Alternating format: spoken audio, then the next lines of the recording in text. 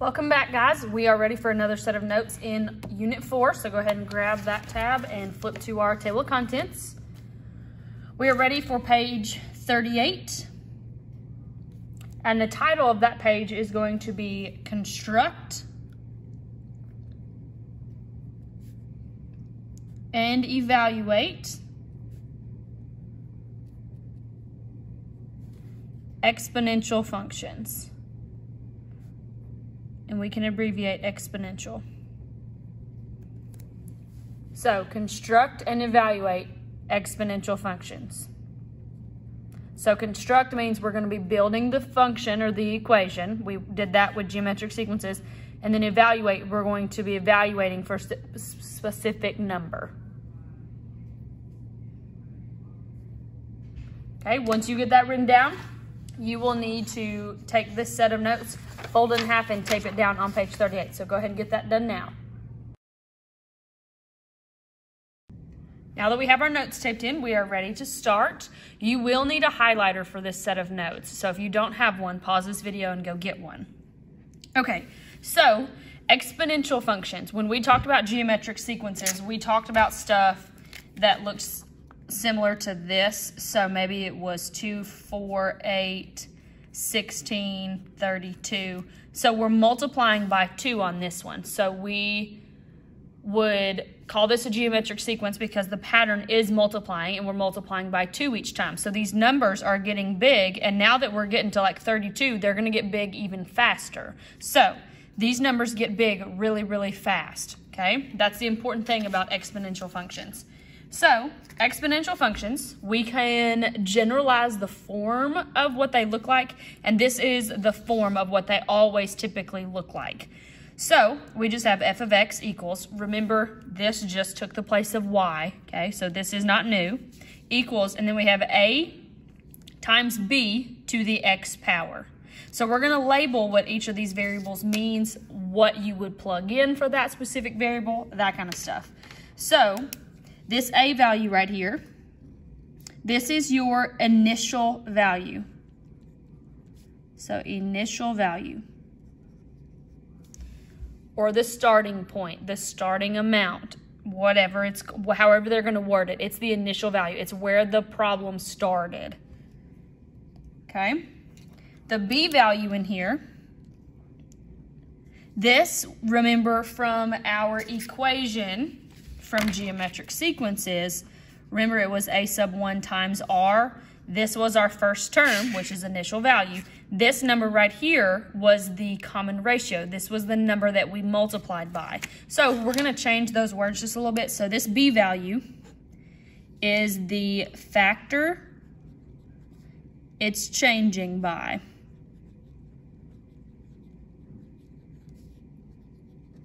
Okay, so you're going to be given some type of problem and maybe it triples. So if it triples, that means we're doing times 3. And so that's what it would be written as inside that parentheses.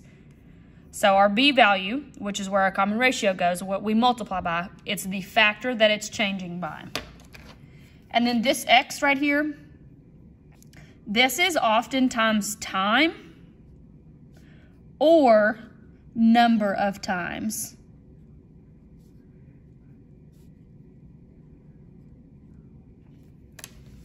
So most of the time, it is time. And when I talk about time, I'm talking like minutes, hours, days, years, like legit time. This right here, the number of times, that's saying maybe a ball's bouncing, how high is it after 12 times? That's what it's talking about. So it's how often something happens. But 90% of the time, we're dealing with actual time.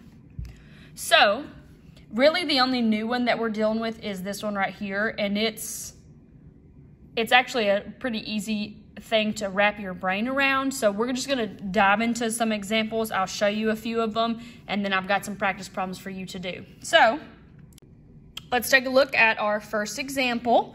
we are constructing the equation. So remember, construct, that's just a fancy word for build. So we're taking a word problem like this and coming up with what the equation should look like to model whatever situation's happening.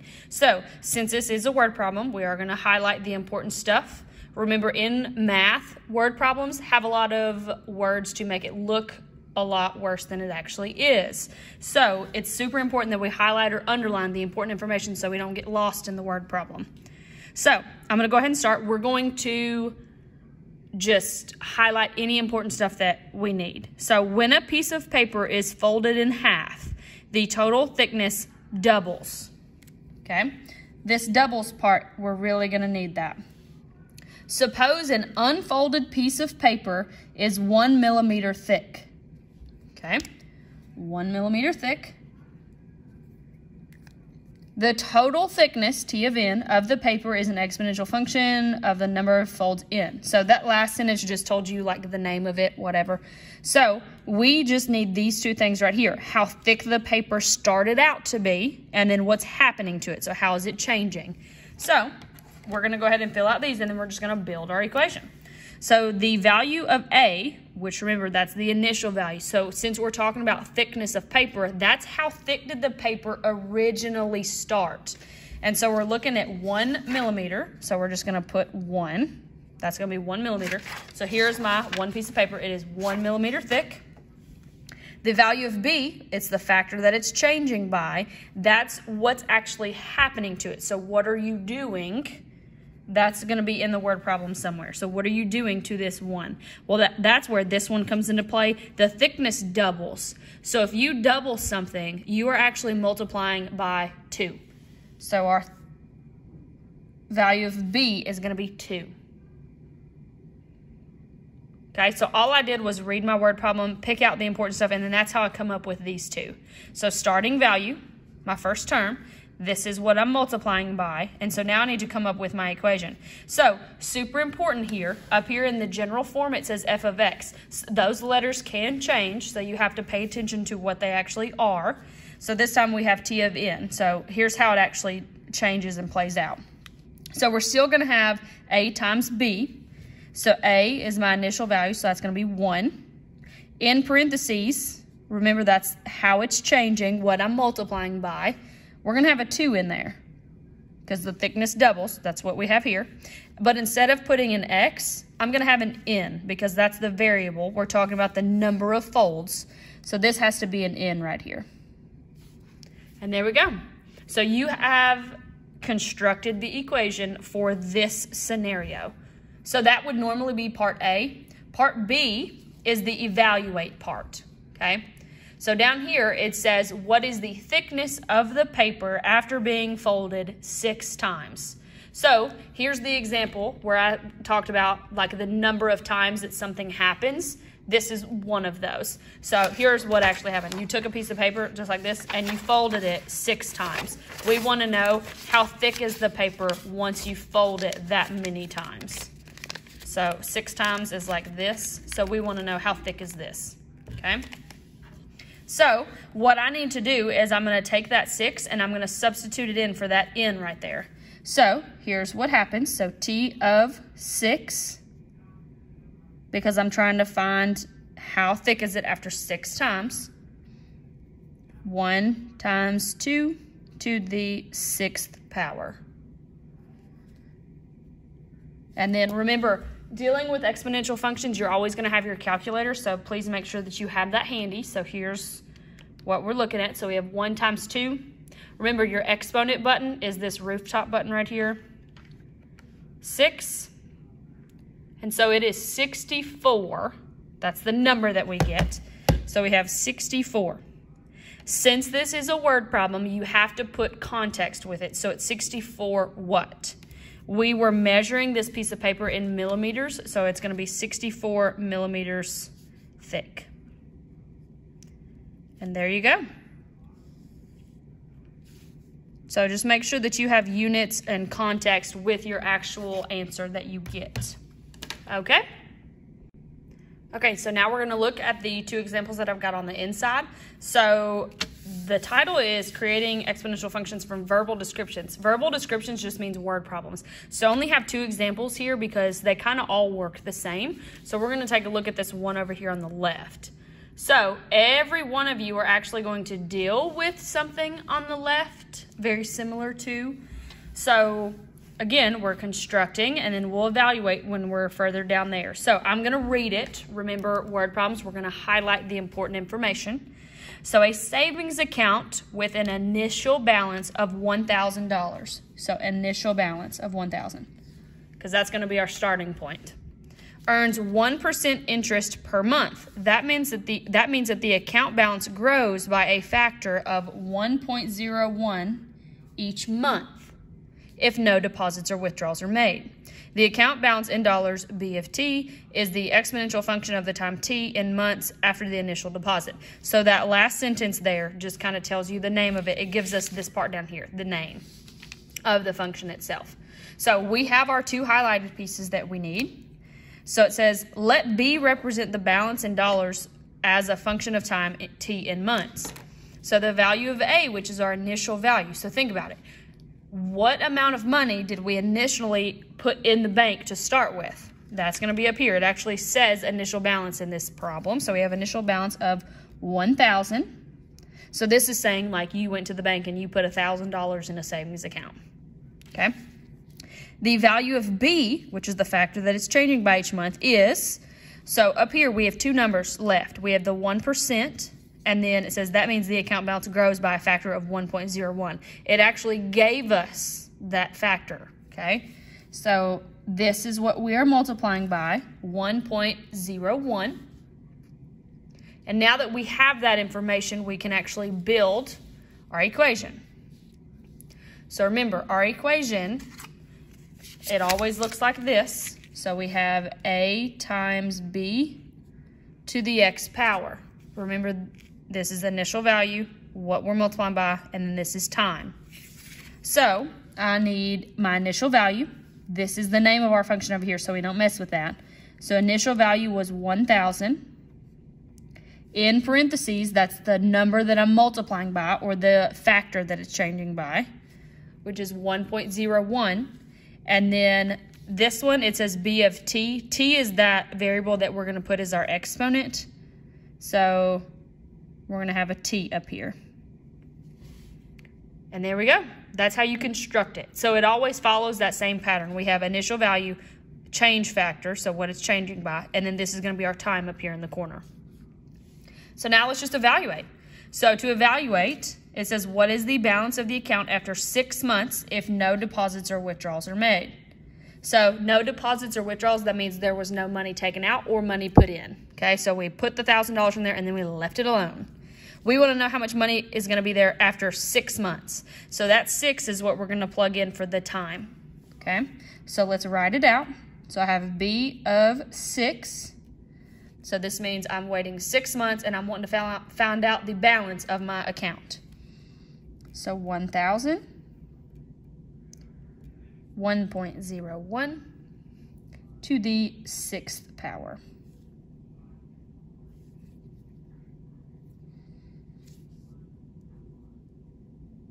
Put an equal sign. And remember, you're always going to have your calculator, so just make sure you have that on you. So we have 1,000. It's changing by 1.01. And then I'm looking for after 6 months. This is the number that I get.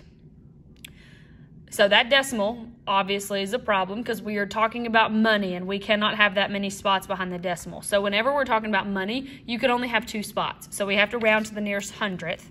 So that's this 2 right here. We need to talk about, is it going to round up or stay the same? So we look at the number behind it. It's a 0, so this one's going to stay the same. So we're looking at $1,061.52.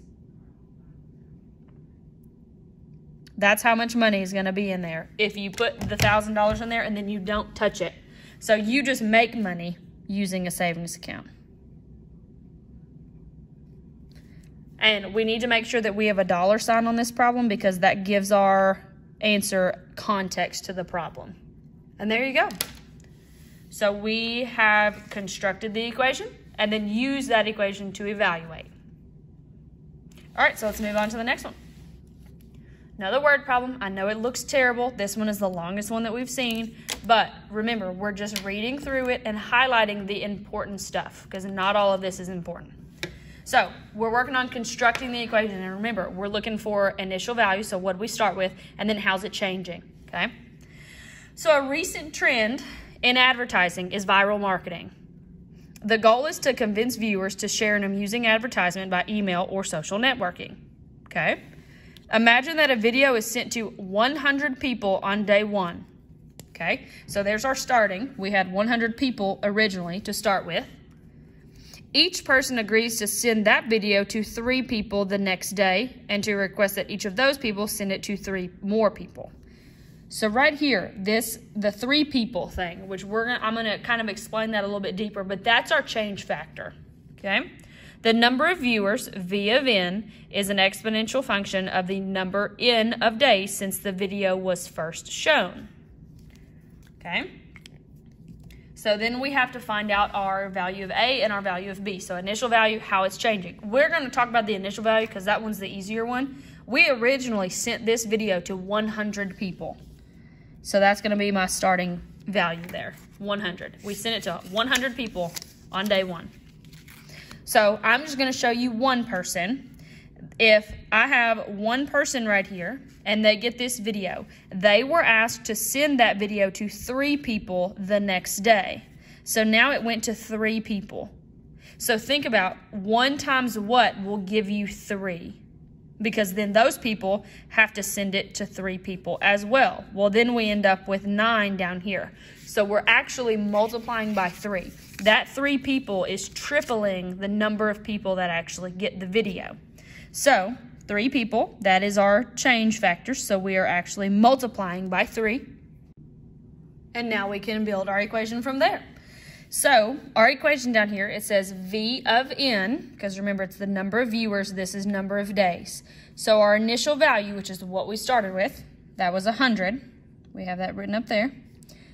And that 100 people is changing by 3. That means we're tripling it. So the number of people viewing this video is tripling. And then I'm going to have n as my exponent because that's the number of days. So this letter right here always comes from this right here. So just make sure you look right there. Okay. Then I have evaluate the equation. So it says how many people have received this video after 8 days. So here's my time. This is, I'm wanting to know after 8 days. So I'm going to have V of 8, because this just shows you that I'm going to substitute in an 8 into my equation up here that I made. I'm going to start just writing down my equation. But instead of putting that in, I'm going to put an 8 instead. And so then we'll use our calculator from here because this is going to be a lot of people, okay? So we have 100 times 3 to the, we're looking for the 8th power, the 8th day. This is how many people have seen this video just after 8 days. So that is 656,100 people.